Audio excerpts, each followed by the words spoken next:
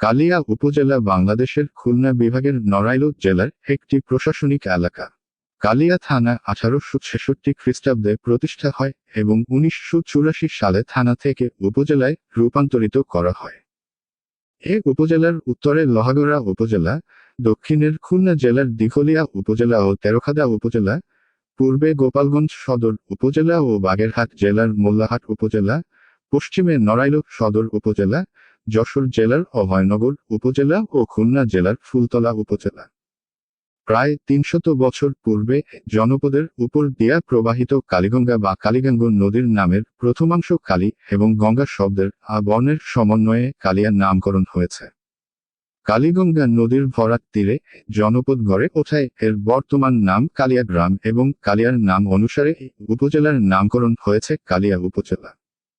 2011 সালের আদমশুমারি অনুযায়ী কালিয়া উপজেলায় 48,579 জন লোকের বসতি এবং 202 জন জনসংখ্যা রয়েছে, যার মধ্যে থেকে 16.3% শহরাঞ্চলে বসবাস করে থাকে। জনসংখ্যার 10.8% রয়েছে 5 বছরের নিচে। 4. সাক্ষরতার হার 7 বছর বা তার অধিক ছিল 55.3% এবং জাতীয় গড় অনুযায়ী শিক্ষার হার 51.8%। কালিয়ার উপজেলার দর্শনীয় স্থান: 1 গম্বুজ মসজিদ, মুঘল আমল, কদমতলা। পর্তুগিজদের তৈরি পোড়া দালান, পুরুলিয়া। বারুইপাড়া ব্রিজ সংলগ্ন এলাকা। আরাজি বাসগ্রামের ভূগর্ভস্থ প্রাচীন দালান, 7ম শতাব্দীর। কালিয়া পাইলট মাধ্যমিক বিদ্যালয়, 1865। পি.এস. বালিকা বিদ্যালয়, 1911। ডি. পাটনা একাডেমি, 1912। বারুইপাড়া প্রাথমিক বিদ্যালয়, 1850। বাবরা প্রাথমিক বিদ্যালয়, 1895। ইকোপার্ক অরুণিমা। কালিয়া উপজেলার ইউনিয়ন সমূহ: Babra Hachla union, Purulia union, Hamidpur union, Mauli union, Salamabad union, Khasial union, Joynagar union, Kalia, Kalabaria union, Basna union, Pohardanga union, Perli union, Chachuri union, Baranal Iliasabad union এবং পাঁচগ্রাম ইউনিয়ন। কালিয়া উপজেলায় অনেকগুলো নদী রয়েছে। নদীগুলো হচ্ছে 18 নদী, নবগঙ্গা নদী ও মধুমতি নদী, কাটাখালী নদী।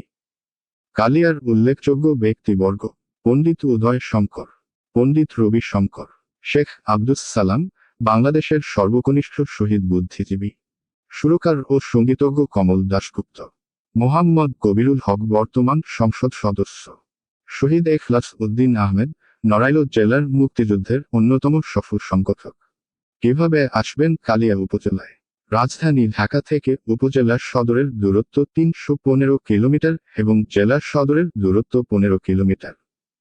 এখানে সড়ক পথে আসতে হয়, তবে রেল যোগাযোগ বা বিমান বন্দর নেই বলে এই দুটি মাধ্যমে এখানকার কোনো স্থানে আসা যায় না। ঢাকা থেকে কালিয়া সাধারণত সড়ক পথেই যাতায়াত করা হয়ে থাকে। ঢাকা থেকে কালিয়া সড়ক পথে যাতায়াত করতে সময় লাগে 5 থেকে 6 ঘন্টা, তবে ফেরি পারাপারের সময় যানজট থাকলে সময় বেশি লাগে। ঢাকা থেকে সড়ক পথে আরিচা ফেরি পার হয়ে কালনা ফেরিঘাট হয়ে উপজেলার সদরে পৌঁছাতে হয়।